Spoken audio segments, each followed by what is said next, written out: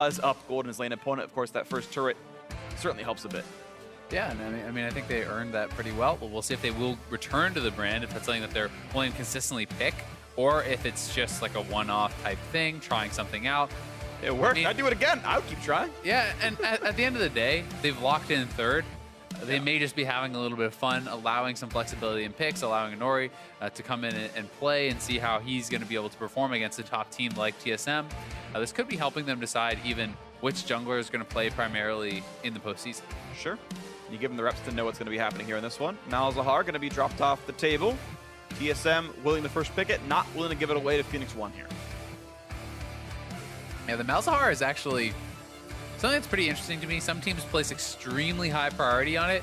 Others do not really care that much. To me, Lulu is something that should be higher priority. I think the Malzahar is fantastic, and especially with the pick potential that it has, can be very strong.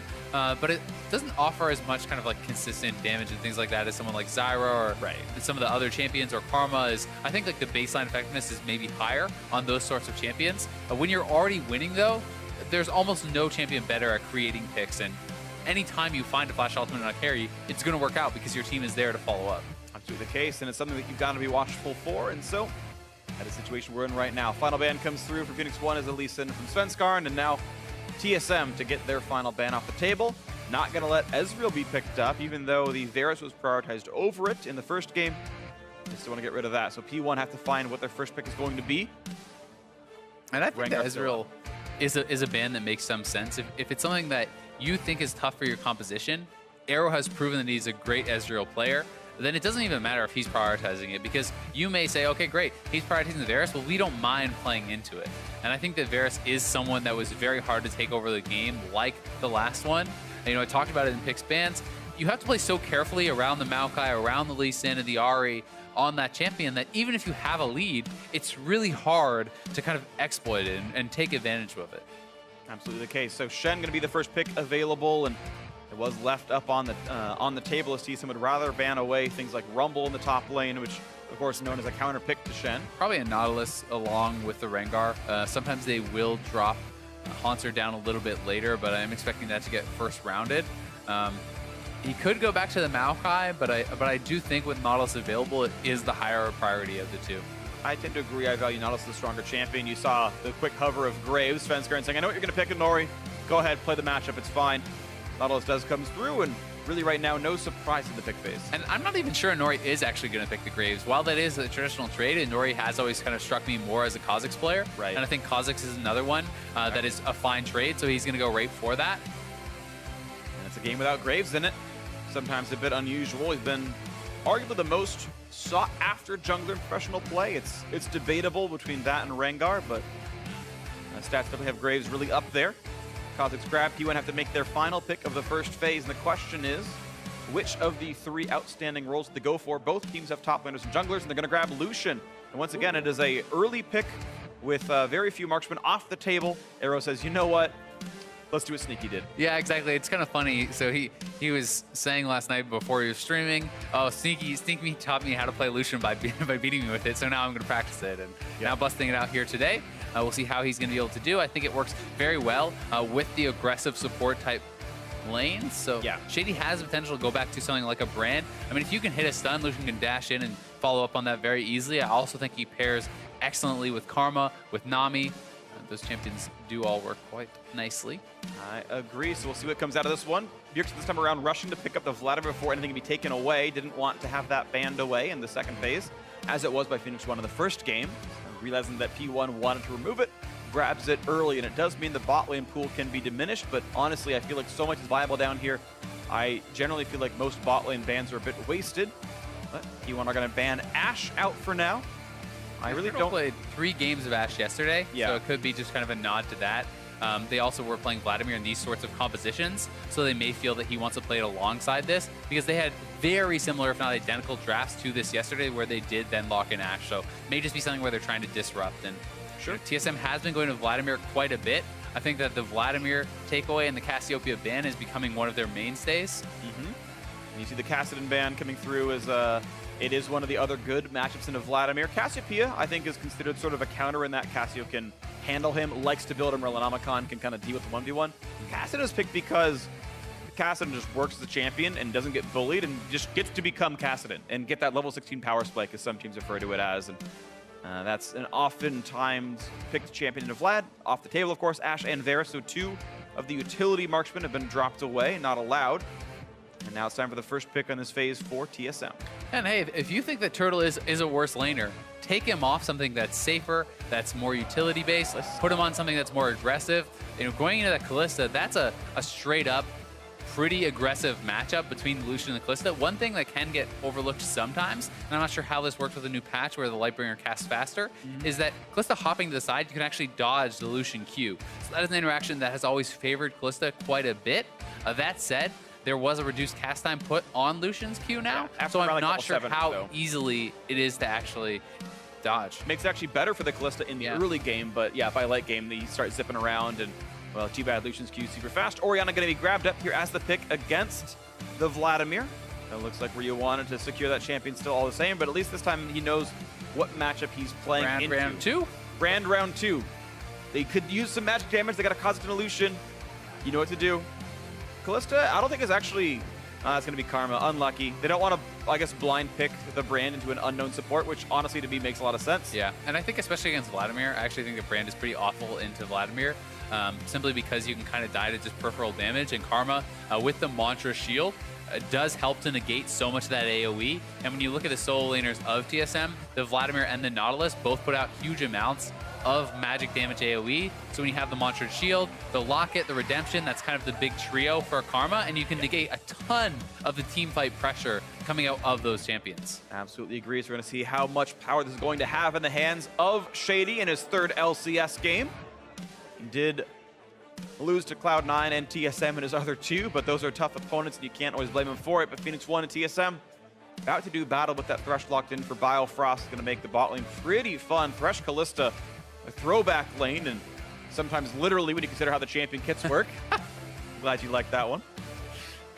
I'll give you half marks, but half marks. What? I think it's a very strong lane, and it's something that can really take you off guard.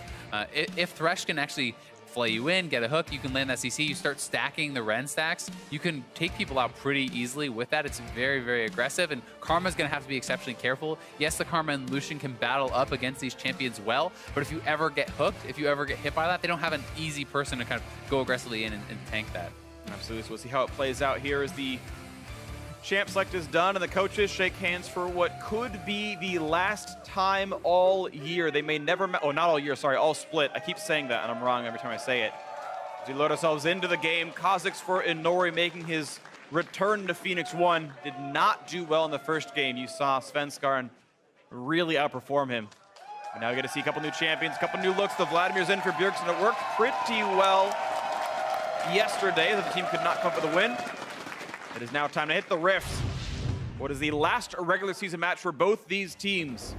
TSM hoping to close out this series, and if TSM do win this, they will take the first seed in playoffs. Phoenix1 guaranteed 3rd regardless, but I know Inori and Shady would love to have some redemption games for their earlier losses. Yeah, they certainly would. I think to boost their confidence of the team going into playoffs, and also just to boost their own kind of personal stock within the team. You want to perform anytime you're given an opportunity as a sub to hopefully move yourself up into that starting roster. Thresh kind of up here on the top side.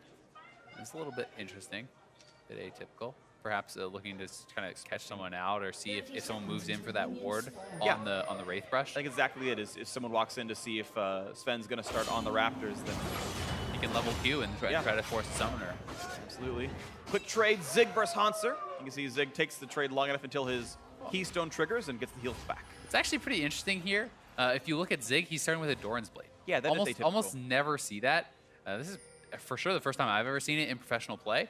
You're almost always going to be on that Doran shield, but I do think it's actually somewhat intelligent in a matchup like this because you're going to be able to be auto-attacking consistently. You have a little bit more damage perhaps in those trades, and you have a lot of attack speed with your pass-through, so I think he can trade effectively against tanks. It's kind of similar to what I've seen some players do, where you can actually go fervor against some of the lower damage tanks and have these long extended trades where you can take advantage of that.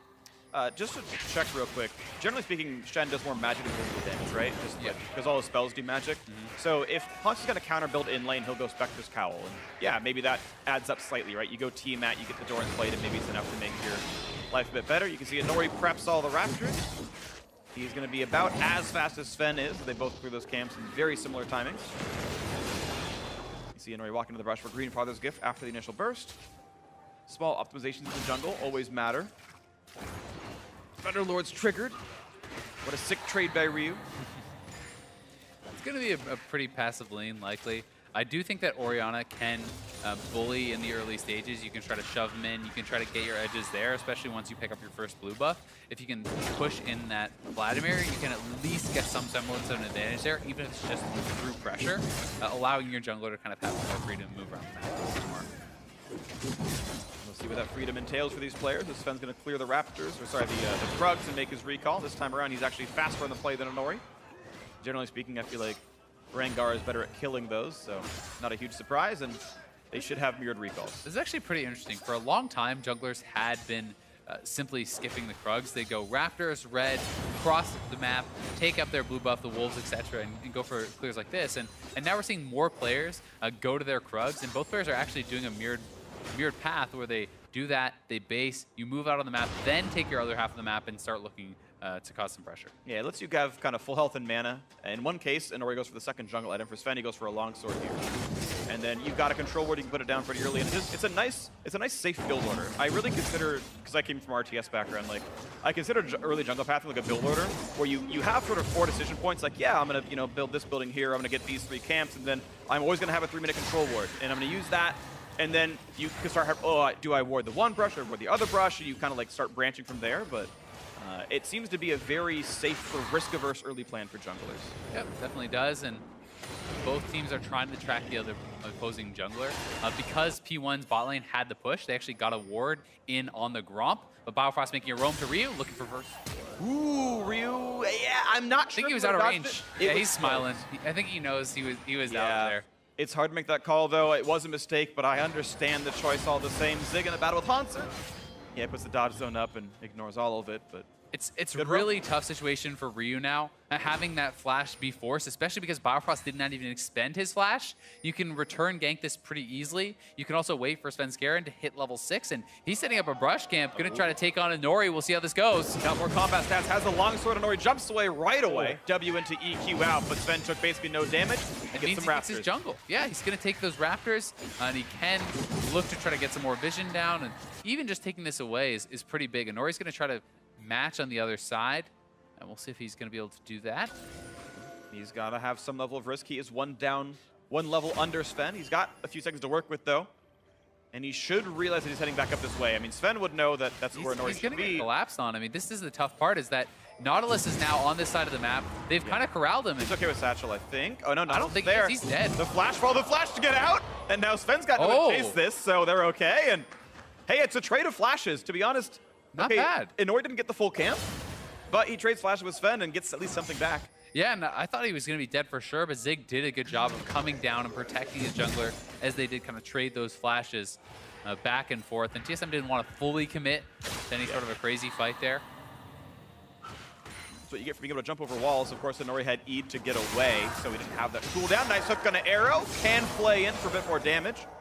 And even triggers the Kalista W. A good little trade, but through the shield, not going to mean too much here for either side. Worth pointing out, a 5 CS lead for the TSM duo. So with Brand Varus off the table, looks like Wild Turtle and Biofrost able to recover what was so rough in game 1. A 700 gold lead for TSM just from the laning phase. Yeah. Very impressive. I mean, take a look at mid lane, right? Like, mid lane is a big disadvantage. Svenskeren is up quite a bit in farm as well. This is a little bit problematic. I mean, anytime I feel like you can get Vladimir ahead in these sorts of lanes, he can become super oppressive, because if he gets 2 ahead, he stops really caring about your damage. Even just through building AP, he heals so much. You see right there in the bot lane, speaking of healing a lot, Biofrost might do that soon. He was kind of pushed around as he tried to build a freeze.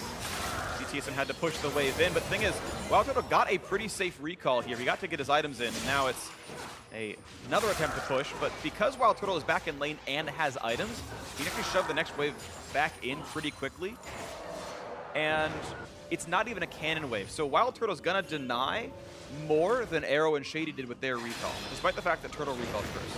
And as Svenskeren gets really close to 6, Ryu's going to have to play extremely carefully. So he actually is 6 right now. He's going to go straight to mid lane. He knows Ryu has no flash, and this could be the first blood if Ryu is not playing around that. And I think with him moving up, it's probably going to be. He is spotted now. We'll see if he's not going to be able to go for it at this point. And then he realizes, and Ryu, the ball, yeah, it's not going to matter. There he goes. Jumps, Qs for the reset, knocks it down. Control ward dead. Ryu couldn't really stop that. That threat is still so big, though. Until your flash is back up, Ryu has to play ridiculously safe. Haunter's down here now, too. Flash Round 2. Oh, Flash actually. Anchor's going to go in. There's all the damage. Ryu is going to be a goner here. Shockwave by Shen ulti. Shen shows up. Not enough, though. It's a trade kill, though. Well played to actually get the roam back in. A 1-for-1 is the best they could hope for. First blood, of course, still does go through to TSM. Yeah, actually not too bad. It is still good play from TSM, but because that Shen ultimate was there, they're not able to kill him quite quickly enough. I think if the Shen ultimate came in immediately, maybe he actually gets into the play. I mean, look how late that was. Yeah. If he came into that play, perhaps they can continue chasing, but that said, Minori's really low, he's out of mana, so a 1-for-1 was probably the best they were going to get. It might have actually been, I'm not sure that Zig was completing the recall, and like, because he ulted from base, so I don't know if he had to wait to recall to buy items or whatever, and like needed the cowl to be in the fight. I'm not sure, but either way, you're right. There's a chance that Shen could have shown up and turned more of the fight around. And on second look, I don't think he could have anyway. Okay. Since Inori was so low there. But either way, that's a trade kill back. Bjergsen opening up such a big gold lead, though. The fact that First Blood went over to him is great for TSM. It's going to get him much more quickly towards that Proto Belt, which will likely be his first item. Once you have that Proto Belt, you can get super aggressive. That's the case. For a bit to do here. Nice damage, and with the ulti, Arrow pushing Biofrost around a bit. Early Cutlass is some nice sustain to make him pretty much impervious to Wild Turtle poke. He hasn't been all-in yet. No plays yet happening on the top side of the map. Zig is able to play under his turret pretty safely here. Doran's Blaze helped the last hit a little bit. One thing I'd like to see P1 try to do is actually utilize their teleport advantage right now. They have TP advantage. Start up the dragon. You're on Kha'Zix. Kha'Zix can solo out the dragon pretty easily, and having the TP edge, I think, is something that you need to utilize. When you're playing Shen, you have double globals. You need to continuously push the pace of the game and force those globals out to get an advantage. And Roy can actually get it right now. They pinged out where the Callista Sentinel was. Yeah, he's going to trade blue, but he even still has the chance to solo Clouddrake whenever he wants it. I'm sure if it were Infernal, the teams would have played differently and really fought for it more. And Nori actually going to give away his position, but it doesn't really matter. Looks like Sven is too far away. He plays with the blue buff's patience enough, and he should get the trade of blues. Of course, Bjergsen doesn't want one, but Ryu is kind of missing out on the fact that his was taken away. And with that blue buff, he should be able to start up the dragon. I do think that would be a good decision. But it looks like for now, he just wants to try to find a kill. I'm not sure he's going to be able to, and he's going to head back to base. Yeah, and I'm pretty sure that the ability to have a Callista Sentinel sit on top of a Drake still exists. And looks like either Wild Turtle's not allowed to do it in Pro Play, which I don't think exists as a rule, or he's just not going for it. But you can usually get a Sentinel to confuse itself on top of the Drake and just sit there and reveal it forever. It's either something Turtle doesn't want to do, but either way, it's not a huge deal. The fact is that Inori could solo the Drake whenever he wants to, but he's not going for that kind of play. Zig just going to sit in lane. Does have a small CS lead, so they've both left lane to a certain degree helping the mid lane, and Zig feeling pretty right with this one. Yeah, Zig's looking good. I think that Shen can lane up pretty well against the Nautilus. There's a very low chance of actually killing him off. Yeah. But you can get an edge. You can farm extremely well, whether you're pushing or under turret, thanks to your Q. Getting that bonus damage makes it super easy to last set, and it's even easier with the Doran's Blade. Absolutely. You see Spectre's Cowl for both these top laners. The makings of for Haunter. He actually has his. Looking for the dive is Bjergsen, forcing a flash out of Ryu. I mean, Ryu, that was just disrespectful. The fact that Bjergsen has his empowered Q up and he just walked into him, now Bjergsen can flash forward. He just needs the Ignite. Didn't get it. Doesn't get the Ignite off, and now the chase is on for Bjergsen. Sanglepool's going to do nothing, and Inori gets the kill. Bjergsen screwing up the dive, and Inori's in the right place at the right time and turn it around. Yeah, Bjergsen just didn't get that Ignite off, or he would have got the quick kill. But Ryu on that initial trade was pretty poorly done. He thought he could actually trade into that empowered Q with his shield up. So you'll see he opts into this. He says, okay, I'll shield myself, I'll go up. It does so much damage. Your shield does not even come close to that on rank 1 shield. Yeah. And you can't opt into those trades without losing. Fighting the boss side. Speaking of trades, though, Turtle's going to flash wave, and Arrow's on the chase, and here comes the top. No! Nice juke by Turtle. Zig can't find him with it. At a certain point, you have to guess when you're the Shen, and Wild Turtle guessed better. Yeah, I mean, the fact of the matter is, though, Zig missed his taunt, but he had enough time to realize that it was going the other way. You can actually flash that taunt onto his character and guarantee the kill. So at pro level, I expect him to be able to land that taunt, even if you get juked. And here comes the play. Rengar wants in as well. The knockup still going to land, despite the fact that Arrow burns flash. And here is Sven. Yeah, he's not going to miss that at all. And here comes the rest of the play. The jump is in for the turnaround. And Nori gets one. He looks for two. Sven's going to jump the wall. Can he stay away, though? Looks like no one's going to jump him just yet. Ryu's coming over. Is coming down. Here's the haste in. They want Nori to get in there. He's going to have leap up soon, but Sven has an empowered root. Moves through to the W instead. Finds a satchel. Still on the chase. I don't think he can get the execute. I think a Nori There's tag. the jump. That's going to be the kill. And the assist goes over because of the shields. But it managed to waste 3 players' time. The best it probably could have been for Sven. That fight still does go Phoenix1's way, 2-1. And it makes the gold tie. Yeah, Nori has been in much better spots this time around. Yeah. He has been there to clean up kills. Yes, it has been a little bit of being the benefit of some mistakes from TSM, you know, the Bjergsen dive, not getting his Ignite off, being able to clean up that kill. But credit to Nori for stepping up here in game number 2 and getting a lot more. The confidence was given them to make this dive because Shen ultimate was down, because they had already failed their attempt. And they're able to go in full commitment to it, but then it is a Nori coming over the wall, able to take out that AD carry, and with him down, that's a pretty easy chase. Yeah, nicely done. So Honori's managed to get these reactive ganks off. He's got 3 kills. He's got Ninja Tabby to deal with Rengar on the 1v1. Maybe some tower dives as well. And now will be the look at this Cloud Drake. But now they actually have TP disadvantage. They may still get it, as TSM may not decide to actually challenge here, but there's no ultimate on Zig. There's no TP on Zig. Hanser could come in if they want to try to force, but Svenskeren on top side looks like TSM is okay to give it up, especially because it is Cloud. Yep. Teams typically don't consider Cloud. Someone booed the Cloud Drake, apparently. Shout out to the audience, I guess. But yeah, it's going to be Phoenix1 grabbing another early Drake. And the previous one in game 1, Mountain meant nothing because they never hit any objectives again the rest of the game. Cloud means a little bit more. The ult to the chase in towards Ryu does not have flash, does have Shockwave. Gonna pull Sven in. That was a bit aggressive, and they're going to find the trade kill. Jungler for jungler now. Combat into the mid lane as Bjergsen going to kite away. Sanguine, of course, dodges out the turret shot, and it's going to be 1 kill picked up for Bjergsen, 1 kill picked up for Inori. And Shen is moving down. Shen almost up, so Inori can look for this now if he wants to. He should jump in. Shen ultimate could come out. To the play, lands the W. Here comes Zig around the wing. He's going to get that one, and this time around he lands the flash to get the kill on a Bjergsen. Yep. They waited out the empowered Q, and they made it happen. Well done. 4-0-2. Corralling him up there, taking him down, and Zig makes good on his flash taunt this time. But P1 in the meantime is pushing in constantly bot side, and they are chunking down this turret. And here's the play again. TSM is really trying to push in on this mid lane very aggressively. Ryu with a nicely timed shockwave here does pull Sven off of him, and that allows him to live long enough for them to start trading these kills back. And then Inori forces out the pool. The empowered Q is going to expire. Once that happens and the Shen ultimate is coming back up, they know that they can look for this. They instead decided to just roam that Shen down and do expend the flash. I think they could have just gone with the Shen ultimate and probably just cleaned it up anyway. That may have been the lesser of the cost, but yeah, it's a decision. Both are fine. Yeah, it's a decision. They went for that one. At least the kill did come through secured. You might have mentioned it in the replay. I didn't hear, but Ryu moving the Q to shockwave the Rengar away. Yep. Because I was like, okay, you just self-ult, you get the CC, you hope Inori turns around, he's going to make you forward and pull you away. Yeah. And meant Bjergsen had to dedicate even more to finalize the kill, and it was very smart by Ryu. Exactly. Even if you are going down, that forces them to expend extra resources and allows you to get 1 more rotation of spells out, perhaps.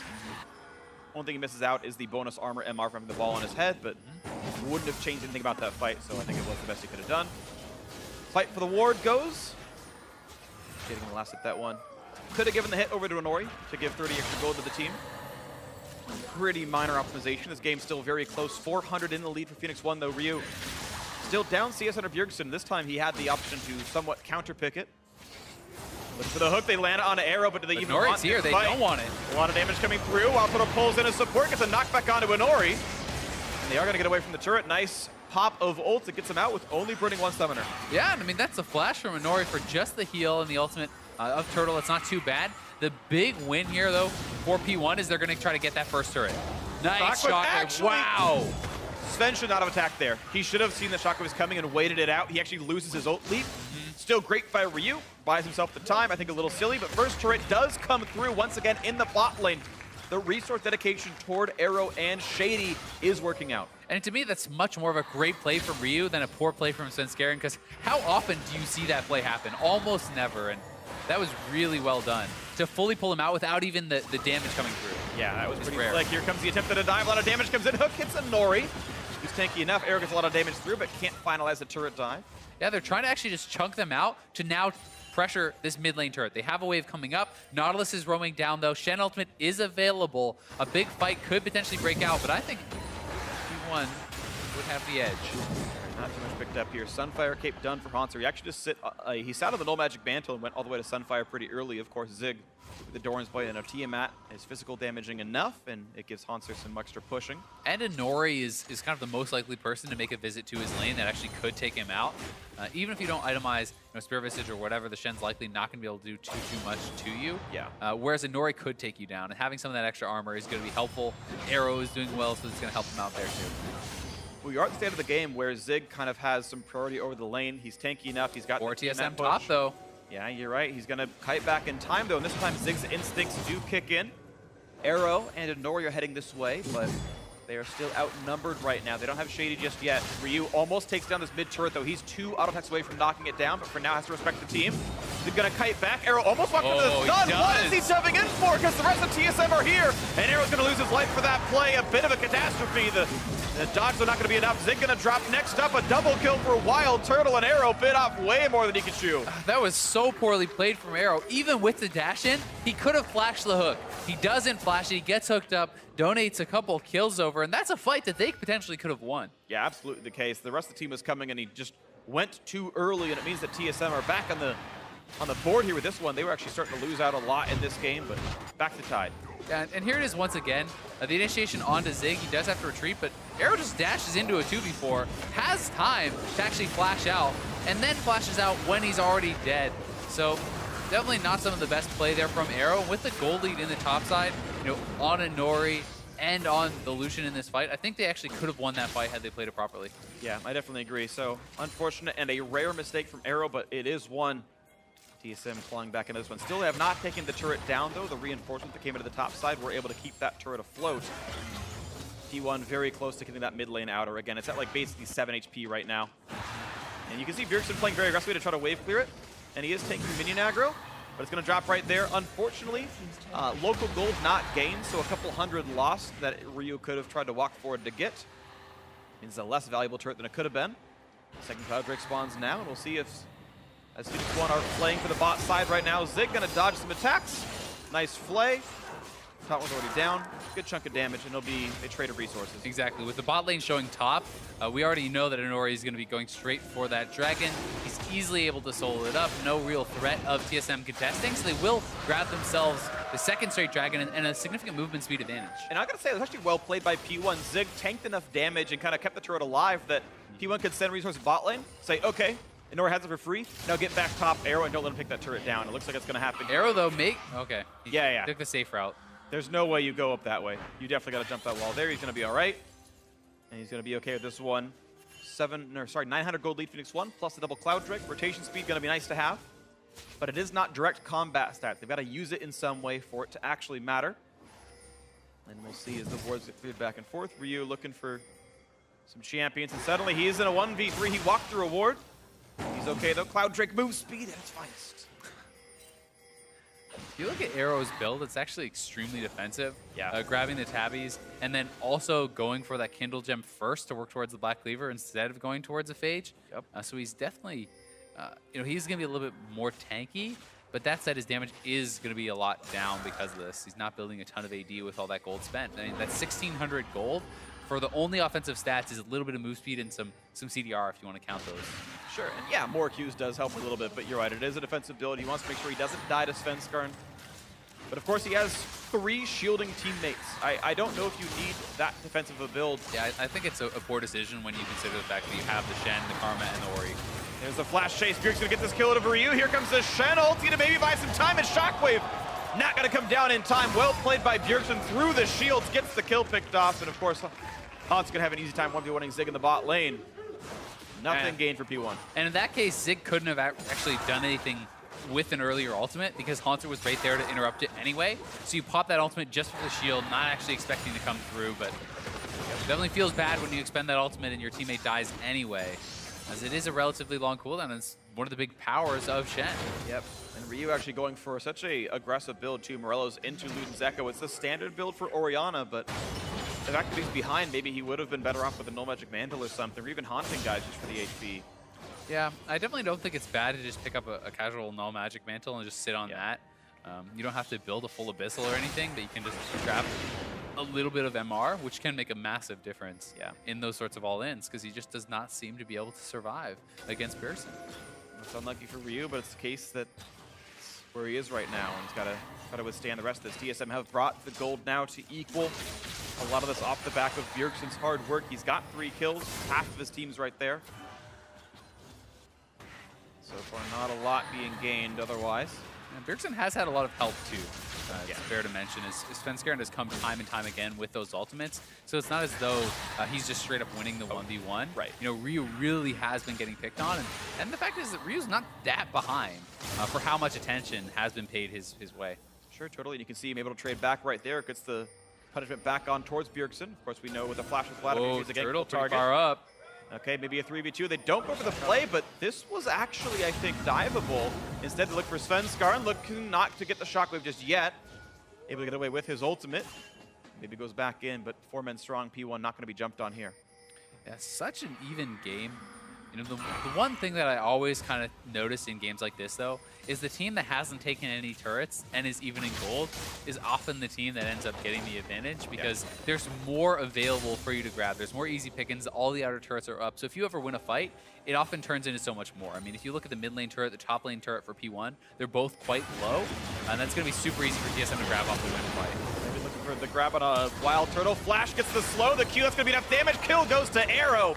And Phoenix1 find the dive, the 3-man play, the shield, the haste from Shady helping it out. And this is going to be 3-0 in turrets in pretty quick order. P1 at least finding the openings in a very tight game otherwise. Yeah, Turtle just moving too far up without Svenskeren having his ultimate to back him up, without Biofrost there to help him. He's a solo player. Even if it wasn't a 3-man dive, they could even set up a 2-man dive pretty easily with that. So it's something you gotta pay attention to, and you gotta be careful. You have to be willing to give up some of those minions and wait for your team to move in a position to defend you. Yeah, and it's you can blame Turtle for defending the turret, and you can blame TSM for not defending the turret with more than just him.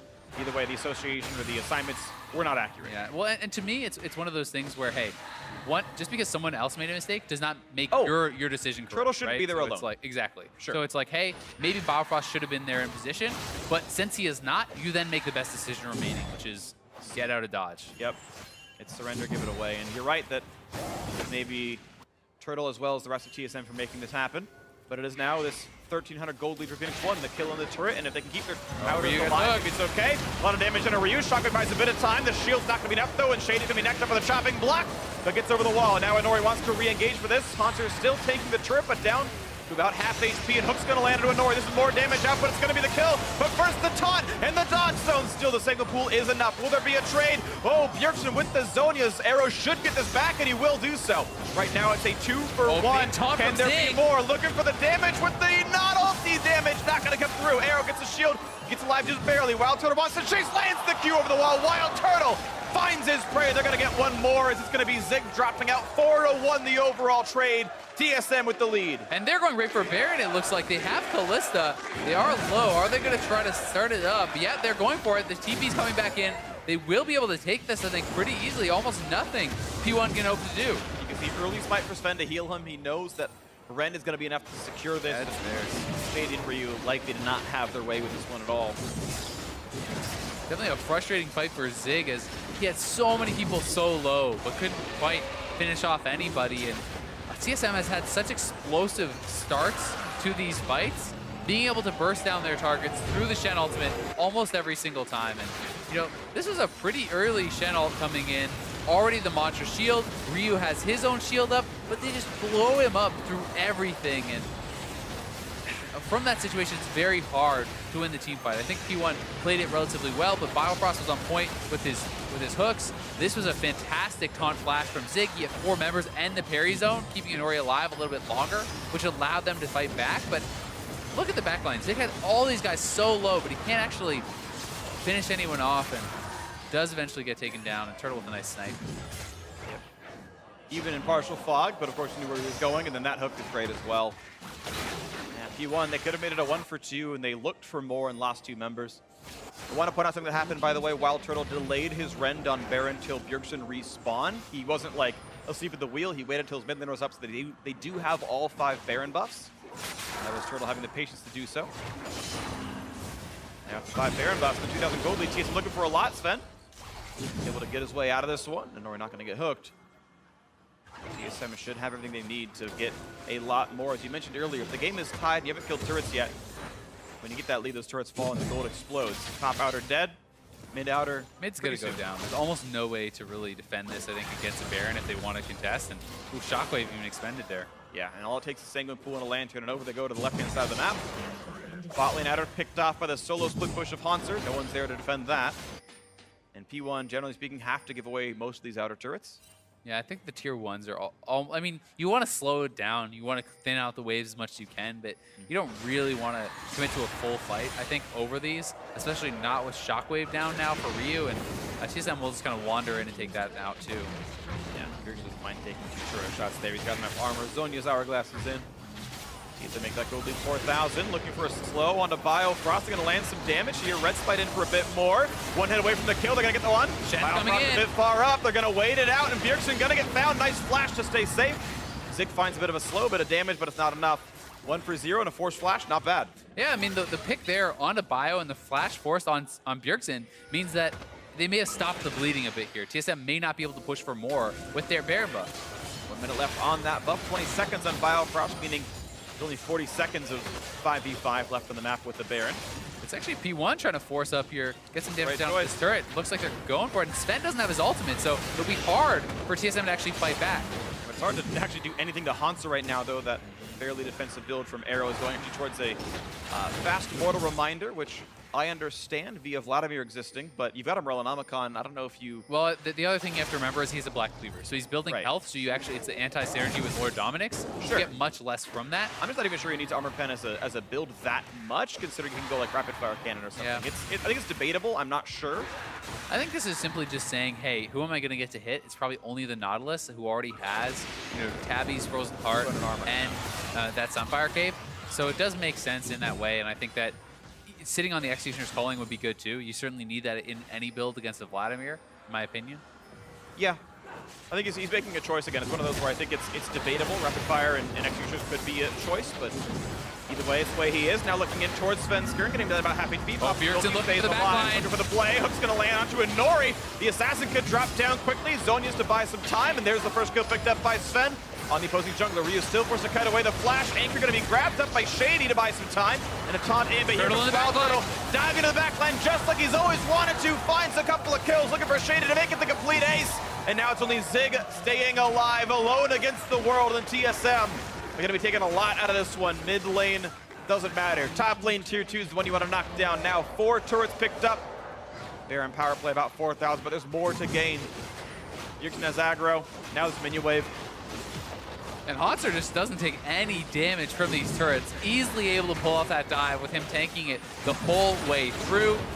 They should not be able to end here, I don't think, but they're going to try maybe they can. It. Yeah. Zig against the world. He's going to respawn now. Look for the taunt. He's got to find a squishy to do it on, though. Looking to close it out. TSM wants to make it 2-0. Nori is back. Arrow in 5. Looking to close out the match. Turrets are gone. And to run. TSM kiting off with just those as they run away.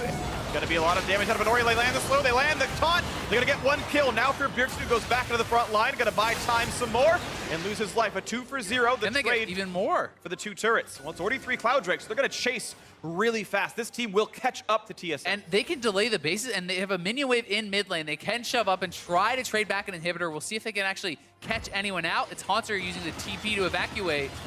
He knows he's there, but it's not going to matter. Summoner TP. Arrow kind of knows it.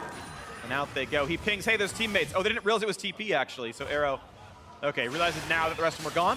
Mid lane will be answered. Ryu should have the damage. He will. This turret's going to fall. So TSM making the choice to go for Nexus turrets. Lose 2 champions in mid lane tier 2. Works out fine. I think. Yeah. I think it was risky, but the fact that only 2 of them went down meant that P1 could not just march down and end the game or knock an inhibitor right back. So that is going to end up okay. And the gold trade ends up pretty even. And it's an exposed Nexus, which is always a big threat.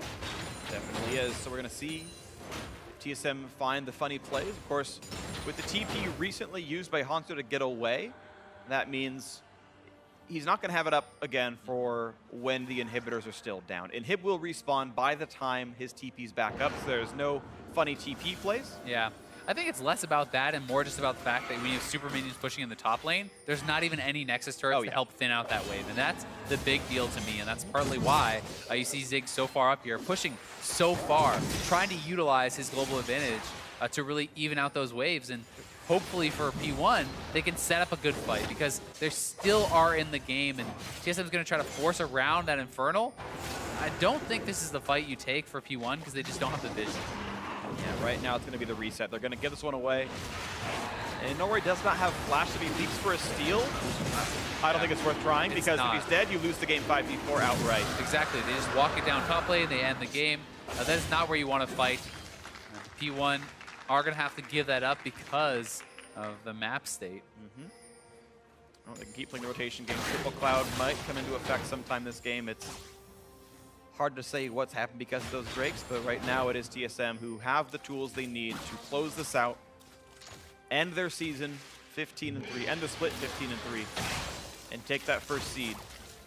Cloud9 is hoping for a Phoenix1 comeback as they stand to gain from a P1 win here. C9 would take first place instead, but that seems to be unlikely, cheering or not. TSM now going to play for the Baron buff that is likely to end the game and end the match. I do think that P1 is going to have their chances to actually fight around this, though. They have some wards in the back of the pit.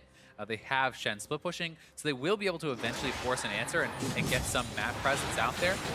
It's really hard to force both those globals out of the Shen to actually just get a free Baron in a situation like this.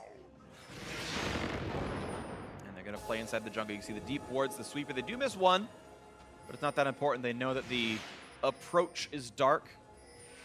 For now, this Rift Herald will let them know what's going on, or the Scuttle, I should say, and here comes the play. Zig has to ult in to make this happen. Baron losing health pretty quickly. TSM inside the pit. Bjergsen cutting around the backhand side. Good damage out from Arrow. Here comes the re-engage. Bjergsen wants to get the solo kill on the bottom. Look at the damage output. Oh my Just God. solos him out. And here's the fight in the front line. Turtle stays alive, and Nori gets deleted. This is going to be 2 kills already. Make it a third in pretty quick order. No chance to re-engage. And in a 5v2, Guardian Angel pop, down he goes. 5v2, it's time for TSM to look for the Nexus. Oh. That is not a Faker caliber shockwave. It's not going to get the kills just yet. The poke's not going to matter. Ryu goes down. And now it is Shady against the world. It's not going to happen. TSM are going to close one out 2-0 against the number 3 seed. TSM going to secure that first place seed heading into the postseason. Number 1 TSM, number 2 Cloud9, number 3 Phoenix1. That is where those teams will end up. TSM 2-0, some of their toughest competition. End out the week to gain redemption for their loss to Liquid yesterday. And they go for the KD at the end of it all. And down it goes. TSM victorious in the last match of the regular split. And they look good. I mean, game 1 was an absolute stomp. Game 2 a lot closer. But Turtle down the stretch, I think, performed very well. A little bit of redemption for him, and Bjergsen was a monster as always. I mean, that kill on Arrow ended the game. Yeah. You know, yes, it wasn't over, but that ended the game.